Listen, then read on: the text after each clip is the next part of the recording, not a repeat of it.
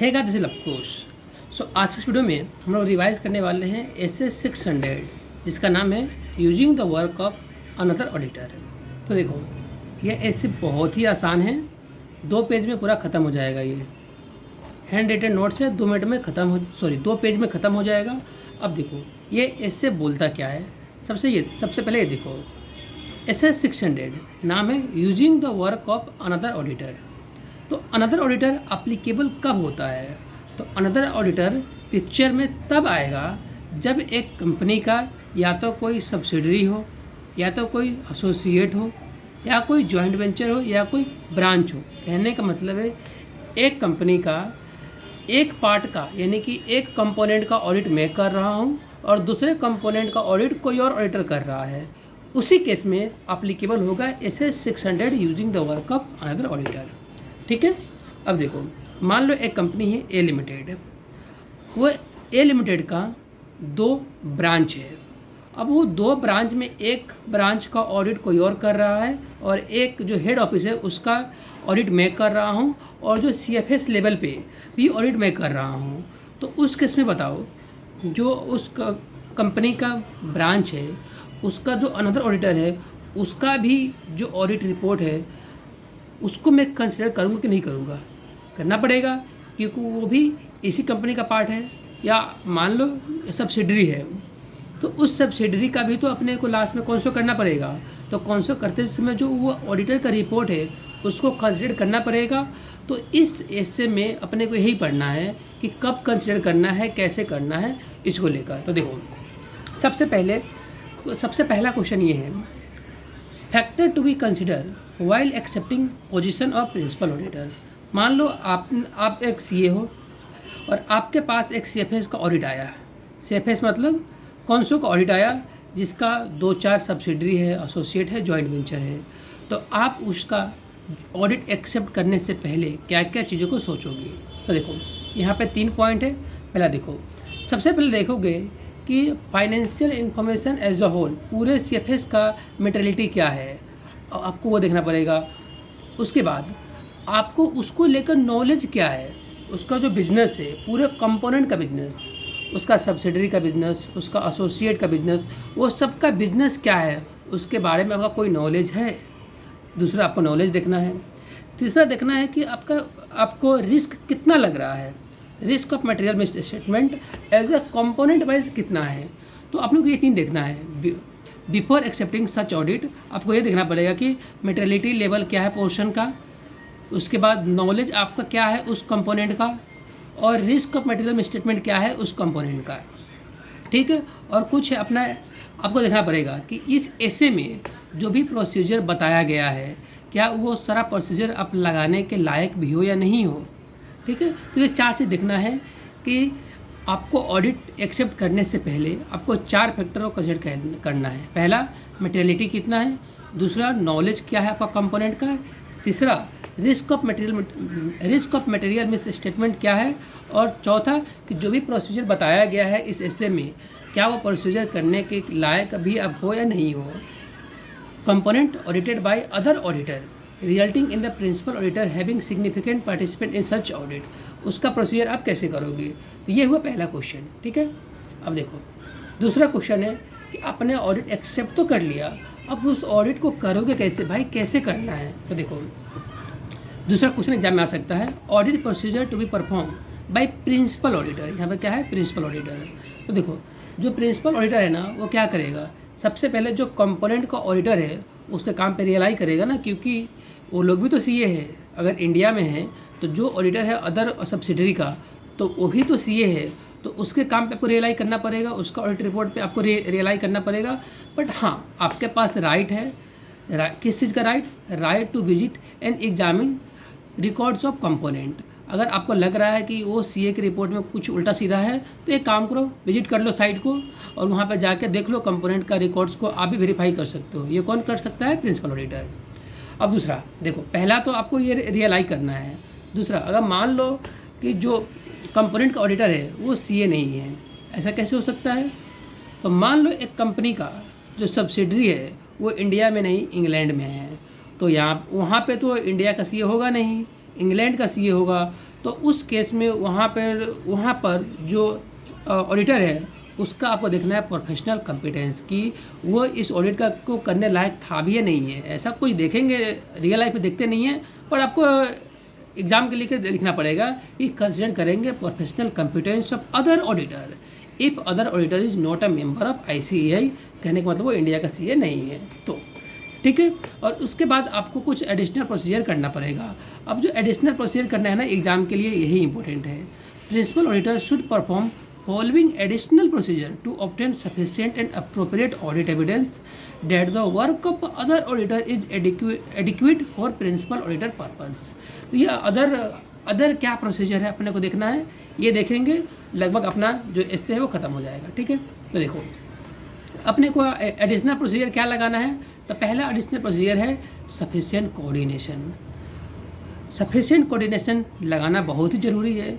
क्यों? क्योंकि सामने वाला ऑडिटर है, अगर उसके साथ मेरा कोऑर्डिनेशन नहीं मैच करेगा तो कैसे ऑडिट टाइम पे होगा। ठीक है, तो यही बोल रहा है। सबसे पहले आपको सफिशिएंट कोऑर्डिनेशन में 3 पॉइंट है। पहला सफिशिएंट लेजिनेस। इसका मतलब ये है कि जो ऑडिटर है जो बाहर का ऑडिटर है उसको आपको कम्युनिकेट करते रहना है।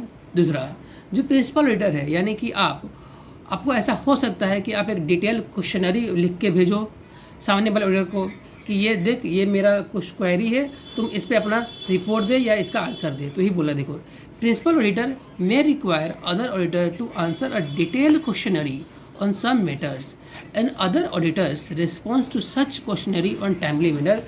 कि जो प्रिंसिपल ऑडिटर है वो कुछ क्वेश्चनरी दे सकता है कि इसका आंसर मेरे को दे ताकि मैं CFS बना सकूँ, और जो अदर ऑडिटर है उसको टाइमली बेसिस पे इसको रिप्लाई भी करना है। ठीक है, उसके बाद देखो प्रिंसिपल ऑडिटर में ask for summary of audit procedure and finding of other auditor. जो अदर ऑडिटर है सब्सिडरी का ऑडिटर है उन्होंने कौन कौन सा प्रोसीजर लगाया है वो मांग सकता है प्रिंसिपल ऑडिटर। तो देखो सबसे पहले जो उसका वर्किंग पेपर है, एक चीज़ आपको याद आ रहा होगा SQC 1 के अनुसार एक ऑडिटर का जो वर्किंग पेपर है वो दूसरा ऑडिटर नहीं ले सकते। तो यहाँ पे ये वर्किंग पेपर नहीं मांग रहा है, ये बस ये पूछ रहा है तो कौन कौन सा प्रोसीजर लगाया और तुम्हारा क्या फाइंडिंग हुआ तो मेरे को ये बता दे। तो सफिशिएंट कोऑर्डिनेशन में ये 3 चीज़ देखना है कि सफिशिएंट लाइजनेस होना चाहिए यानी कि कम्युनिकेशन होना चाहिए, और प्रिंसिपल ऑडिटर जो है वो डिटेल क्वेश्चनरी भी भेज सकता है जिसका रिप्लाई टाइमली बेसिस पे करना पड़ेगा अदर ऑडिटर को। और जो प्रिंसिपल ऑडिटर है वो अदर ऑडिटर बोलो या कंपोनेंट ऑडिटर बोलो या सब्सिडरी का ऑडिटर बोलो, सब एक ही है, वो उसका प्रोसीजर और फाइंडिंग भी मांग सकता है कि तूने कौन कौन सा ऑडिट प्रोसीजर लगाया। तो अपने को एडिशनल प्रोसीजर में पहला प्रोसीजर तो हो गया। दूसरा क्या है, देखो दूसरा ऐसा हो सकता है कि जो प्रिंसिपल ऑडिटर है ना उसको लगेगा कि कुछ स्पेशल पॉइंट है इसको तो तुम टाइमली कंप्लीट करके मुझे दे। तो हम ये वही लिखा है inform the other auditor. Inform करेंगे other auditor about matter requiring special consideration and time table of completion of audit. अब देखो जो ऑडिटर ऑडिट कर रहा है सब्सिडरी का वो तो पूरा ऑडिट कर रहा है, बट मान लो एक प्रिंसिपल ऑडिटर के लिए मैटरनिटी अलग है तो बोलेगा कि एक काम कर उस सब्सिडरी का इस मैटर को लेकर मेरे को अच्छे से लिख के दे, इसका कंसिडरेशन तू ये ले, यानी कि इसको ऑडिट ऐसे कर, मतलब वो अपने अनुसार करा सकता है। और उसके बाद टाइम टेबल ही बताएगा कि देख मेरे को इससे पहले ऑडिट कंप्लीट करना है तो तुम एक काम कर ये सारा स्पेशल कंसिडरेशन मेरे को इससे पहले ला कर दे।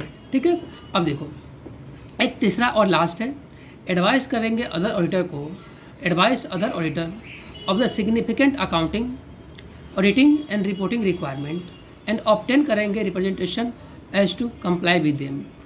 जो अदर ऑडिटर है ना उसको बताएंगे कि देख significant please wait a minute, significant accounting auditing requirement मेरा क्या है तुमको उसको कंप्लाई करना है। ठीक है, तो ये हुआ अपना, यही अपना मेन ऐसे ख़त्म हो गया। हाँ ऐसे ख़त्म हो गया।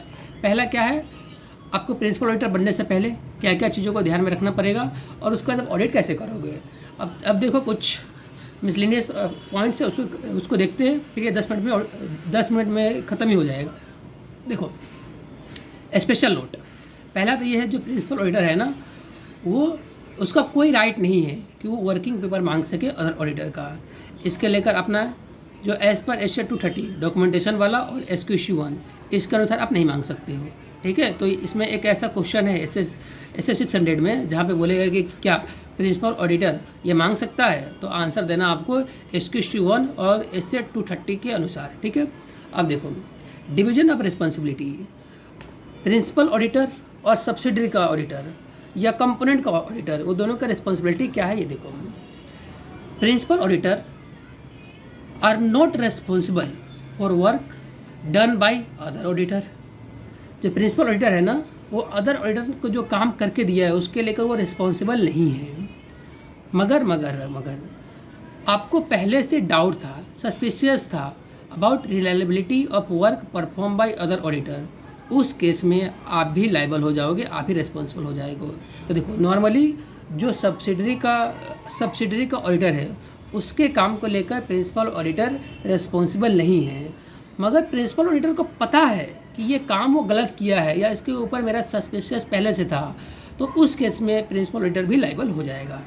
उसके बाद जो प्रिंसिपल ऑडिटर है वो अदर मैटर पैराग्राफ में स्पेसिफाई कर देगा कि देख मेरा रिस्पॉन्सिबिलिटी क्या है और जो डिवीज़न है, जो अदर कंपोनेंट है, उस ऑडिटर का उसका क्या है, रिस्पॉन्सिबिलिटी क्या है, ठीक है। अब देखो ये तो पॉइंट हो गया। एक लास्ट है, principal auditor should express a modified opinion. Principal auditor कब मॉडिफाइड ओपिनियन देगा?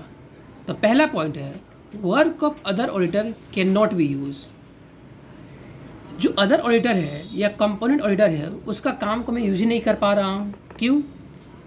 हो सकता है कि उसने काम करके ही नहीं दिया हो, या ऐसा काम किया हो जिससे मुझे समझ ही नहीं आ रहा हो कि भाई करना क्या है इसमें। तो जैसे अपने को इससे 705 में मॉडिफिकेशन वाला आपने पढ़ा होगा कि एक जो कंपोनेंट होता है ना, कंपोनेंट जो है वो इम्पोर्टेंट होता है और वो परवेशिव नेचर का होता है। एक कंपोनेंट नहीं ऐड करना CFS में ये बहुत ही बड़ा क्या बोलते हैं अपराध है, गुनाह है। तो आप उसको ऐड नहीं करोगे तो आपका जो ऑडिटर रिपोर्ट है वो मॉडिफाई ही जाएगा। वही बोल रहा है कि अगर अदर ऑडिटर का काम को आप यूज नहीं कर पा रहे हो तो एक काम करो, मॉडिफाइड ओपिनियन दे दो। दूसरा, principal auditor has not able to perform sufficient additional procedure regarding component auditor by other auditor. फिर से पढ़ते हैं, principal auditor has not been able to perform sufficient additional procedure regarding component auditor by other auditor. देखो जो principal auditor है वो other auditor ने जो काम करके रखा है उसके ऊपर सफिशिएंट कुछ प्रोसीजर लगा ही नहीं पा रहा है। वो ऐसा कोई काम करके रखा है जिससे प्रिंसिपल ऑडिटर को कुछ एडिशनल प्रोसीजर लगाना है वो नहीं लगा पा रहा है, तो इस केस में मॉडिफाई दे देगा। मॉडिफाई के लिए दो है, या तो वो उसका काम को यूज नहीं कर पा रहा है, या तो वो काम करके दिया है पर मैं उस पर अपना एडिशनल जो प्रोसीजर है वो नहीं लगा पा रहा हूँ, तो इस केस में मॉडिफाई ओपिनियन दे दूँगा। ये तो हुआ पूरा ऐसे में क्या करना है, पर इसको लेकर जो प्रिंसिपल ऑडिटर है वो डॉक्यूमेंट क्या करेगा। तो देखो डॉक्यूमेंटेशन इसका इम्पोर्टेंट है, 4 नंबर का ये क्वेश्चन आ सकता है। देखो please wait a minute, documentation by principal auditor regarding component auditor by other auditor. पहला, result of discussion with other auditor and review of other auditor procedure. देखो जो भी वो अदर ऑडिटर के साथ डिस्कशन किया था उसका रिजल्ट क्या निकला वो डॉक्यूमेंट करेगा। उसके बाद इन्होंने क्या क्या प्रोसीजर लगाया वो भी डॉक्यूमेंट करेगा। और उसके बाद अदर ऑडिटर का रिपोर्ट है, जो मान लो सब्सिडरी का जो ऑडिटर है उसके रिपोर्ट में मॉडिफाइड ओपिनियन है, तो वो मॉडिफाइड ओपिनियन को जो प्रिंसिपल ऑडिटर है वो कैसे डील किया इसको डॉक्यूमेंट कर लो। तो ये 3 चीज़ आप डॉक्यूमेंट कर लो, आपका काम हो जाएगा। So this is all about essay 600। अगर आपको इसमें कोई डाउट है तो प्लीज़ पूछ लो। Thank you for watching this video.